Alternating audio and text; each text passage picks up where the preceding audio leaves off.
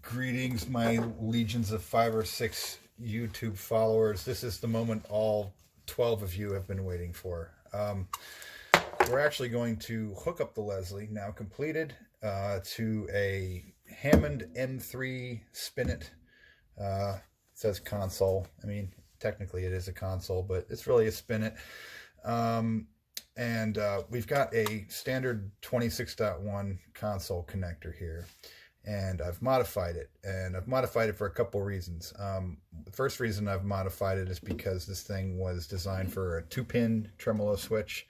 The tremolo switch I wound up getting is a off chorale tremolo, you know, a standard 2-speed switch, but we only have a 1-speed Leslie.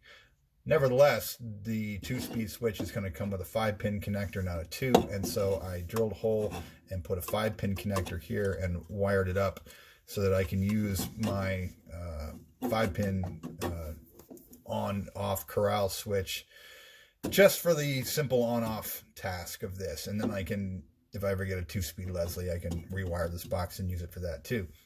Second thing I did was dealing with the built-in speaker of our console here. We have to consider that the amplifier always needs to have an 8 ohm load, right? So that's either the speaker or it's something else. So typically when you hook up a Leslie, you're tapping off of the speaker, right? On an amp like this, but you know, you can't turn off this speaker without replacing it with an 8 ohm load, so an 8 ohm power resistor. So what I've done here is I've drilled some more holes in our 26.1 box, and I've added a 25 watt 8 ohm power resistor, which is you know, mounted to the chassis with some heat sink compound to give it the full dissipation of this whole piece of steel here, and wired it up to this switch, which I've also added. And what this switch will basically do is, in the on position, the internal speaker will be on and the signal will be going out to the Leslie. And in the off position, this speaker will be off. The signal will be still going to the Leslie, but in place of this speaker, this 8 ohm power resistor will be placed in the circuit so that the amplifier sees an 8 ohm load at all times, which is very important. So the next thing we have to do is mount this thing in and connect up the 5-wire console connector cable. And based on what I've got, it looks like the length of wire I have, considering that the power goes here under this little cover down here, which we'll take off in a second. As I plug this in, we can maybe stretch out, and we can't pull it as far as I'd like, but probably about here. So we can get it almost to the nameplate. We can get this box mounted all the way over to the nameplate, so that's about where we'll put this thing. So now that we've gone over what the modifications are to this, namely the 5-pin input for a switch and the power resistor to allow us to turn the speaker on and off with this switch, let's go ahead and mount this thing. Now, somewhere around here, I have a drill. And we're back. So the drill, I'm going to put this thing here as I wanted to get it as close as it is so I could reach around the thing and get it if I can. I don't want to cover up the original nameplate. So about here, I want to make sure that the switch and that the fuse is behind this so that, you know, if you stick it out like here and you move this thing through a door, you knock that right off. So we want to keep it behind to about here. And rather than mark it, I am just going to cowboy it and let's see, look at it at a different angle and make sure I've got this thing square. And that's about as square as it needs to be. So we'll just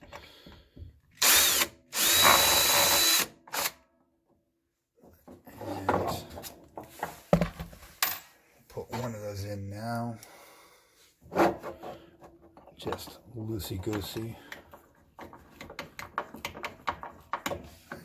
Start the other one once we resquare it.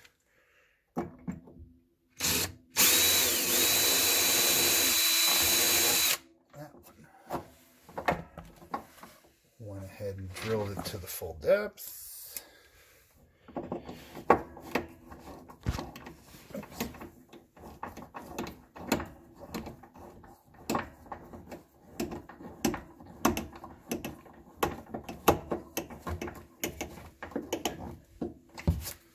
That one's good. I'm going to back this one out real quick just so I can drill it out the rest of the way, because I only just drilled it enough to kind of, apparently that's as far as I can drill it without hitting the chuck on the case, so that's good enough.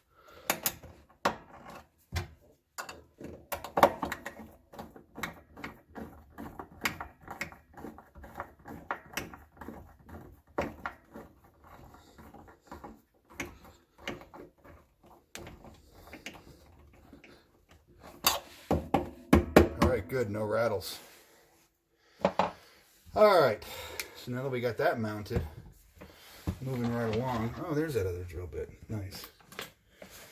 Moving right along, we got to remove, while the soldering iron's heating up, we got to remove this little cover plate over here.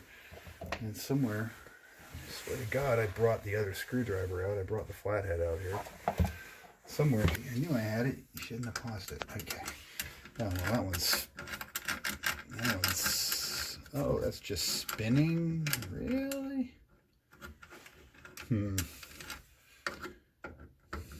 What's going on here? Does that have a standoff behind it and the standoff spinning? Oh, man. That's unfortunate. And now the... Oh! Yeah, hello. Hey, I'm modeling after Electro Boom. Okay, so that's the unswitched power. Need I mention, you should probably make sure your organ's unplugged before you do this work. That's all right. It's only 110. It'll only kill you 110 times. All right, so I got the cover off one side.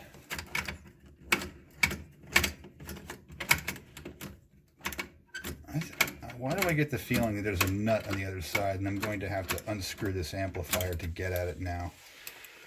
Oh, hey, look at that. Kapow. Look at that. A little spot welding action there. All right, so that's no big deal. This amp will not be fazed by that. And yes, of course, the standoffs came unscrewed from the wrong fucking side, didn't they? They wanted to come unscrewed from here, but no, they came unscrewed from there. So that means I'm going to have to open the amp and fish out the screw that has fallen in, both of them now. And yeah, so let's go turn the power back on and we'll get to that.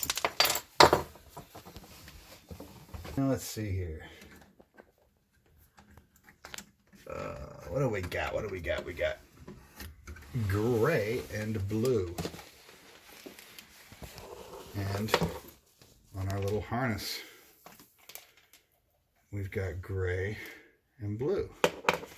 Now, interestingly, we could probably tell, yeah, it would appear based on the way this is lined up, actually it'd be like this, that our gray is always hot. even when this guy's switched off. So, yeah, pow, that one. That's always hot. All right, good to know. Anyway, let's get the amp open so we can fish out those screws. Pause it.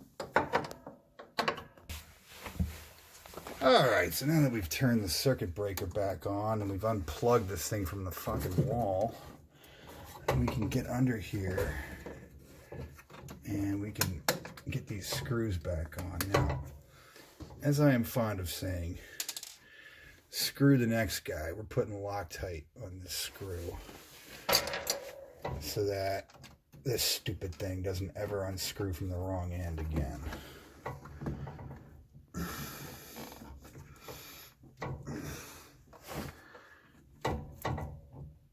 Now let's just probably finger tight as tight as it needs to be against a piece of phenolic. Now, where'd the other screw go? Ah, here it is. Okay, now test my manual dexterity here. Try to feed this backwards through the hole here. Whoa, second attempt, not bad. Very, like I said, we are not doing this. No, wait a second. Am I being stupid and using the short screw when I should be using the long screw? See, people, this is why you take your time and not rush through. Yeah, it's a 2 different length screw, so I just put the... Actually, no, this has to be the right screw because it never fell out. I pushed it back through. But that means that this one, yeah, these 2 shorties go on the cover and the longer ones go through from behind. Yep. I thought that one felt a little bit weird. There we go. There's some actual thread. There's some actual Loctite. And put this joker back on. Ow. This metal is so sharp.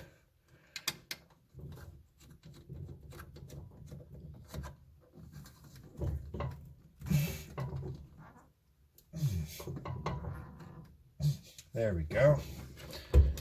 All right. I didn't mess up the pedal linkage too bad. We'll get this thing lined back up. Put these back in. All right, so that is the problem of these standoffs getting loose dealt with. Not like I'll ever need to get in there again, but if I do, at least the right screw will get loose. Where's the lid? There it is. All right, now where were we? We were going to hook this guy up. All right, so I'll go ahead and plug it into the console adapter and separate out the signal wires, which will go over here to the speaker. We're going to separate those out from these power wires, which are going to run along here. And I will probably come back later and run some little clips, the little screw down clips that mount these in a more clean way, less prone to getting snagged on stuff. But meanwhile, look at that. Already got the grommets in place. We just need to strip these. Where are my strippers? I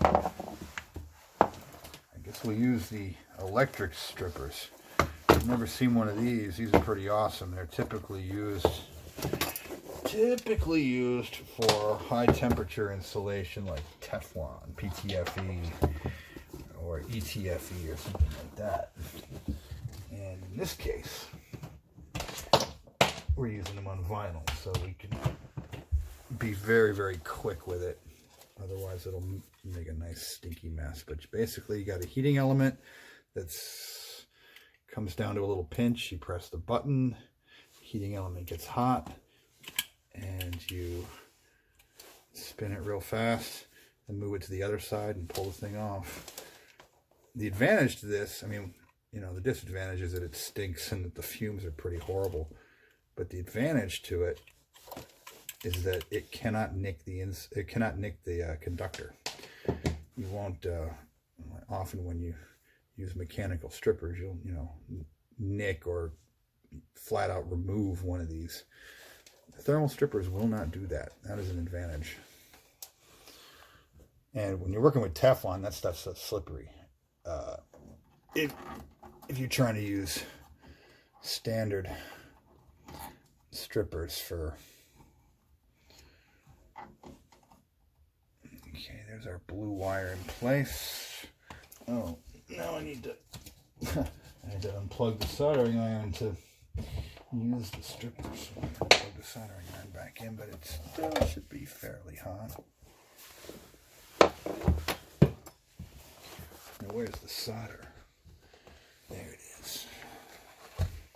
I gotta move faster, he'll pause it. In a little while, you're gonna see the cameraman play this thing.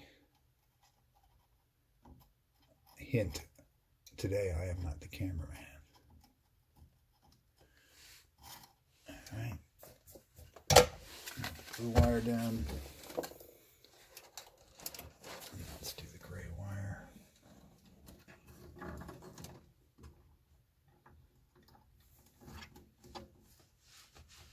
Get it nice and wrapped around. I like to just wrap it all the way around the stud. That way you don't even have to trim it. In cases where I'm adding. Cases where I'm doing clean work, I like to desolder the thing completely and start from scratch. And there we go. There's the power wired in. So we'll clean that up, dress that up along here, put a nice little strain relief, run it around behind this thing because this is where the plug to the Leslie will go. And for now, we can put this cover plate back on, complete with its new battle scar.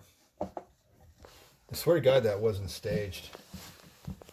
Ask Electro Boom. He knows the difference. Okay.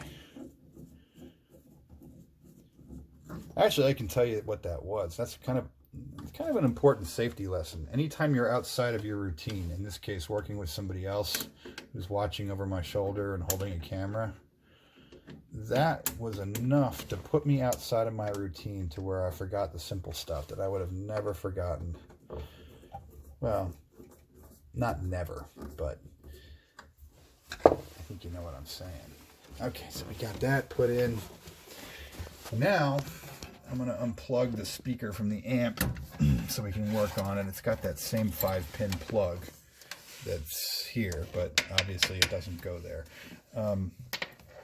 So what we're going to do is we're going to tap in, and I think the easiest way, maybe all of these will reach the speaker terminal, so I think I'm just going to lift one leg.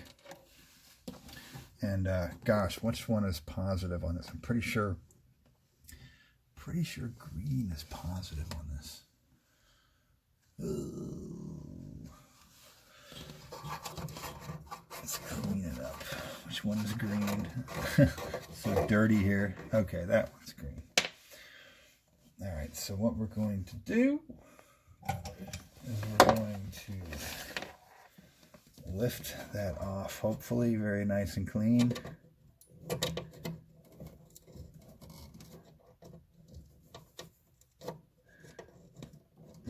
Having a heat transfer issue here. It just isn't getting heat to the joint. Let's try and make this solder on. There we go. Okay, so we got that off. We're going to need some desolder braid because there's an excess of solder. Okay, we need to clean up this terminal. Always be careful when working on speaker terminals. Here the terminals are on the underside of the speaker, which if a drop of solder flings off like happened just there, if it doesn't go in your eye, at least it won't, tend to drop onto the speaker cone and damage it. Oh, look at that. It's like a little jagged terminal. Okay, well, we got it sufficiently cleaned up. If the terminal's over it and you blop solder, it can burn a hole in the cone, so be careful. So we got the green. And if we look at our little schematic provided with this, keeping in mind that we're modifying it, but we are observing this part here, the connection from the organ amp, right? So if we say red and black, we say black is going to the negative, right? So black is going to go straight to black here. And then red is going to come from the amp, so that'll go to green here. And then green will go, actually it could be either way, couldn't it? That almost makes more sense. Green to the speaker, yeah, green to the speaker, and then red to this green because we're interrupting the speaker. So there we go. So when you're splicing something in line like this, the trick to having a happy outcome is to go ahead and cut yourself some shrink wrap first and slide them on ahead of time so that you're not after the split. Actually, let's see, we only need two of these now that I think about it. Heck, actually, in truth, we only need one, but I'll put two on one. So we said that red was going to go to the green wire, which is the positive coming from the amp.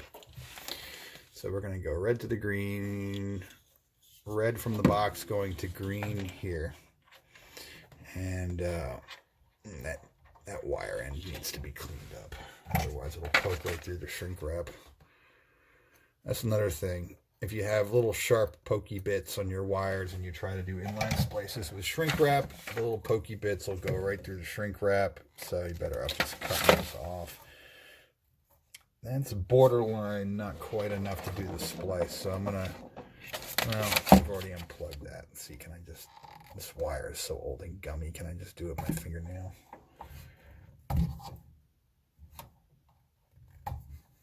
Apparently not. Alright, I'm going to flirt with danger and use cutters to strip a wire.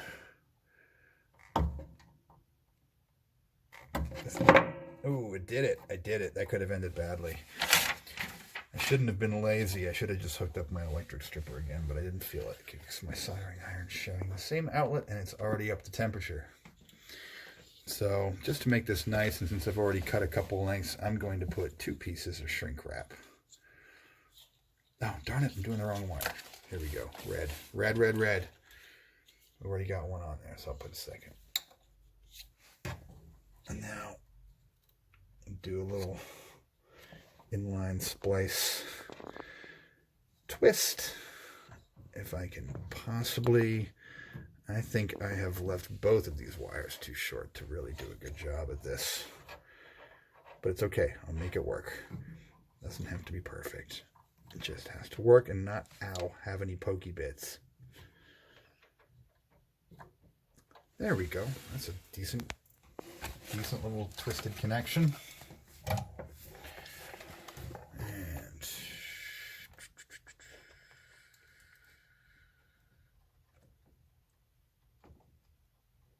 okay. And now that's done. Now the next one, the green, is the return to the speaker.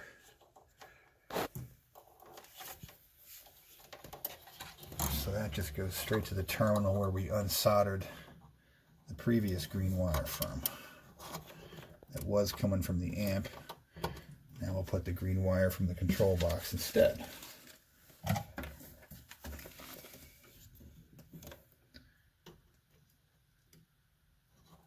Again, be careful soldering over a speaker if gravity means that a blop will land on the cone.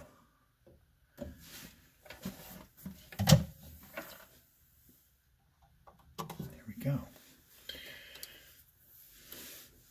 Alright, so now we just have to hook up the black, which stays with the existing negative.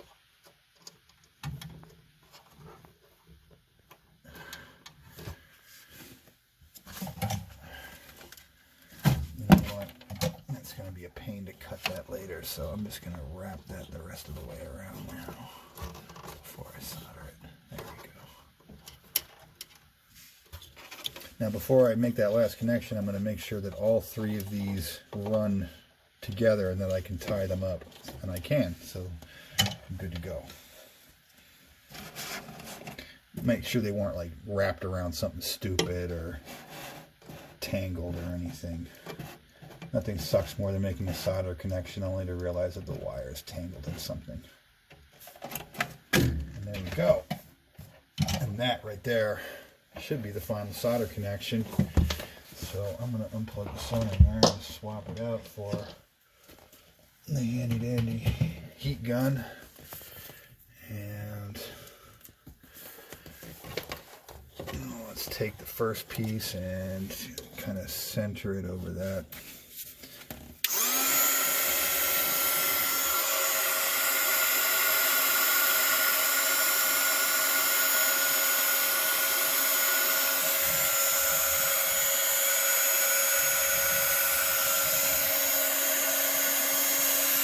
Be careful what you got downwind of the heat gun.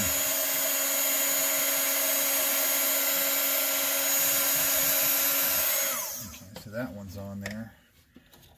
And I should have just enough slack to slide a second piece over. There we go. Just for a little extra insulation. Help keep the pokey bits from poking through.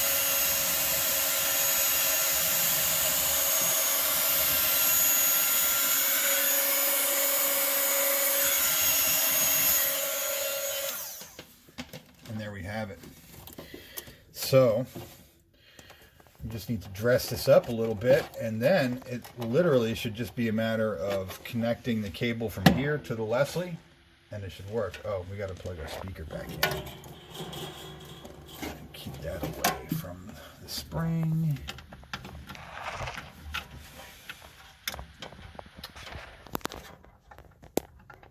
That's okay. It's in there. All right, we got the speaker plug back in. All right, so oh well, good enough. You still running? Oh, it's still running. Okay, so we've got basically the speaker is now interrupted by this switch, and when you interrupt the speaker with this switch, the big power resistor on the back here that we've added to this connector box gets placed in instead to keep the amplifier good and happy. And look, I've knocked all the tubes loose.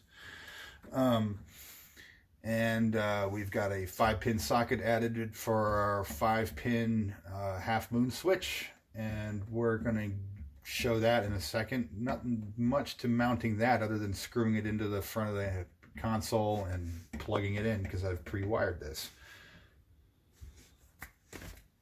Next up. Okay, so little mistake. When I first hooked this up, we hooked it up to the hot leg and the neutral leg, but these are not switched. So I moved from the neutral, I moved the blue wire. Instead of blue to blue, we're now going blue to brown. So the blue wire does not go to this terminal, it goes to this one. And then along here to the console connector box. And as you can see, we've put in a little thing to kind of dress these up. I'm going to do something to kind of clean these up under there. And done the wire ties up there to the speaker. And over here with our half moon switch on the front, we got our slack there, wire tied up, and then it goes around the back. Unfortunately, without drilling a hole in this thing, the only way you're going to run it is around the back of the tone generator. And then up there, right through that gap where you can see light, and come around to the front, and there is our half moon switch. And the way I've got it wired up, tremolo is on, off is on, and corral is off. That way you can shut it off just by going like that. And when you go to turn it on, you either position this way, you'll get it on. And because this is a 3-pin, 3-position switch, I can, use this with a multi-speed Leslie in the future, if I have one. Because as we know, our Orpheus over there is only single speed. Anyway, coming up next, a very, very fun demonstration.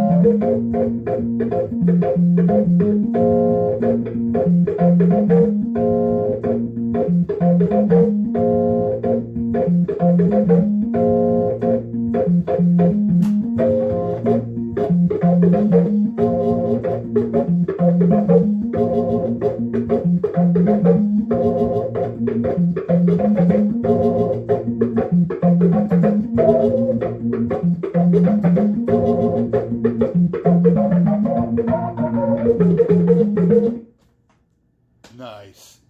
Well done, sir. All right.